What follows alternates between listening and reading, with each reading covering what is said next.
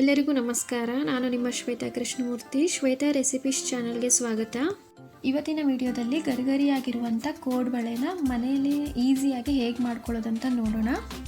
ಈ ಕೋಡ್ಬಳೆನ ಮಾಡೋದಕ್ಕೆ 1 ಕಪ್ ಅಕ್ಕಿ ಹಿಟ್ಟು ಮತ್ತು 2 ಸ್ಪೂನ್ ರವೆ, 2 ಸ್ಪೂನ್ ಮೈದಾ ಹಿಟ್ಟನ್ನು ಇವು ಮೂರನ್ನು ಚೆನ್ನಾಗಿ ಮಿಕ್ಸ್ ಮಾಡಿಕೊಂಡು 2 ರಿಂದ 3 ಸೆಕೆಂಡ್ ಇದನ್ನು ರೋಸ್ಟ್ ಮಾಡ್ಕೋಬೇಕು. ಮೀಡಿಯಮ್ ಫ್ಲೇಮಲ್ಲಿ ರೋಸ್ಟ್ ಮಾಡ್ಕೊಳ್ಳಿ, ಇಲ್ಲಾಂತಂದರೆ ಸೀದೋಗುತ್ತೆ, ಇಲ್ಲಾಂದರೆ ಜಾಸ್ತಿ ಗಟ್ಟಿಯಾಗಿಬಿಡುತ್ತೆ ಹಿಟ್ಟೆಲ್ಲ. ಹಿಟ್ಟನ್ನು ಚೆನ್ನಾಗಿ ರೋಸ್ಟ್ ಮಾಡಿಕೊಂಡು ತಣ್ಣಗಾದ್ಮೇಲೆ ಇದಕ್ಕಿವಾಗ 1 ಕಪ್ ಆಗುವಷ್ಟು ಹುರ್ಗಡ್ಲೆನ ಪೌಡರ್ ಮಾಡಿ ಸೇರಿಸ್ಕೊತಾ ಇದ್ದೀನಿ. ಹಾಗೆಯೇ 1 ಸ್ಪೂನ್ ಆಗುವಷ್ಟು ಇಂಗು, 1 ಸ್ಪೂನ್ ಆಗುವಷ್ಟು ಓಂಕಾಳು ಮತ್ತು 1 ಸ್ಪೂನ್ ಆಗುವಷ್ಟು ಬಿಳಿ ಎಳ್ಳು ಮತ್ತು ರುಚಿಗೆ ತಕ್ಕಷ್ಟು ಉಪ್ಪನ್ನು ಹಾಕ್ಕೊಂಡು ಇದನ್ನು ಚೆನ್ನಾಗಿ ಮಿಕ್ಸ್ ಮಾಡ್ಕೋಬೇಕು.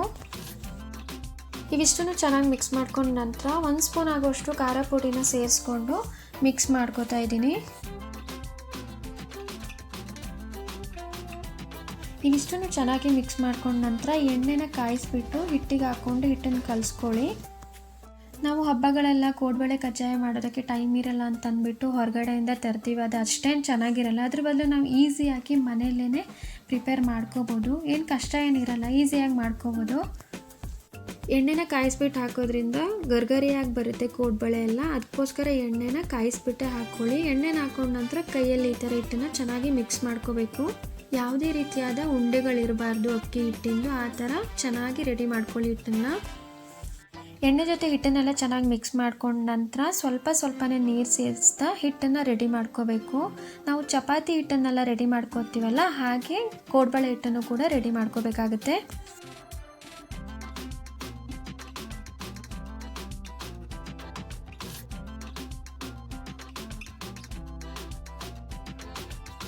ಹಿಟ್ಟನ್ನು ಕೈಯಲ್ಲಿ ಈ ಥರ ಒತ್ತಿ ರೆಡಿ ಮಾಡ್ಕೋಬೇಕು. ತೀರಾ ಮೃದುವಾಗಿ ರೆಡಿ ಮಾಡ್ಕೋಬೇಡಿ, ಸ್ವಲ್ಪ ಗಟ್ಟಿಯಾಗಿದ್ದರೆ ಕೋಡ್ಬಳೆ ಮಾಡ್ಕೊಳ್ಳೋದಕ್ಕೆ ಈಸಿ ಆಗುತ್ತೆ. ಹಿಟ್ಟೆಲ್ಲ ಚೆನ್ನಾಗಿ ರೆಡಿಯಾಗಿದೆ. ಇದನ್ನು ಇವಾಗ ಒಂದು 5 ರಿಂದ 10 ನಿಮಿಷ ಹಾಗೇ ಬಿಡೋಣ.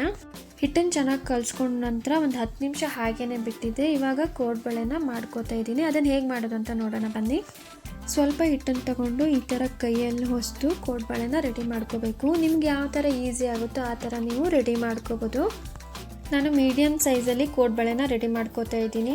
ನಾನು ನಿಮಗೆ ತೋರಿಸ್ದಾಗೇ ಎಲ್ಲ ಕೋಡ್ಬಳೆನೂ ಇದೇ ರೀತಿಯಾಗಿ ರೆಡಿ ಮಾಡ್ಕೋತೀನಿ.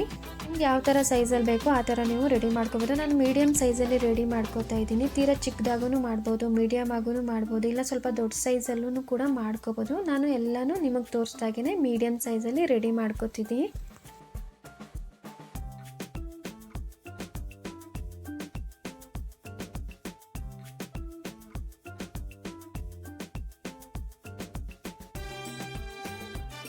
ಕೋಡ್ಬಳೆನ ನಿಮಗೆ ತೋರಿಸ್ದಾಗೇ ಮೀಡಿಯಮ್ ಸೈಜಲ್ಲಿ ಎಲ್ಲನೂ ರೆಡಿ ಮಾಡ್ಕೊಂಡಿದ್ದೀನಿ. ಕೋಡ್ಬಳೆನ ಇವಾಗ ಎಣ್ಣೆಗೆ ಬಿಟ್ಟು ಫ್ರೈ ಮಾಡ್ಕೊಳ್ಳೋಣ. ಕೋಡ್ಬಳೆ ರೆಡಿ ಮಾಡ್ಕೋಬೇಕಾದ್ರೇ ನಾನು ಎಣ್ಣೆನ ಕಾಯಕ್ಕೆ ಇಟ್ಕೊಂಡಿದ್ದೆ. ಎಣ್ಣೆ ಕಾದಿದೆ ಕೂಡ. ಇವಾಗ ಒಂದೊಂದಾಗಿ ಅದನ್ನು ಎಣ್ಣೆಗೆ ಬಿಟ್ಟು ಫ್ರೈ ಮಾಡ್ಕೋತಾ ಇದ್ದೀನಿ.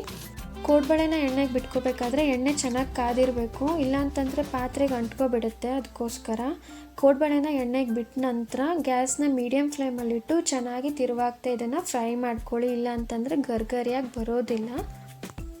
ಕೋಡ್ಬಳೆ ಗರ್ಗರಿಯಾಗಿ ಬರಬೇಕು ಅಂತಂದರೆ ಗ್ಯಾಸ್ನ ಮೀಡಿಯಮ್ ಫ್ಲೇಮಲ್ಲಿಟ್ಟು ಇದನ್ನು ಚೆನ್ನಾಗಿ ಬೇಯಿಸ್ಕೋಬೇಕು, ಇಲ್ಲಾಂತಂದರೆ ಕೋಡ್ಬಳೆ ಗರ್ಗರಿಯಾಗಿ ಬರೋದಿಲ್ಲ.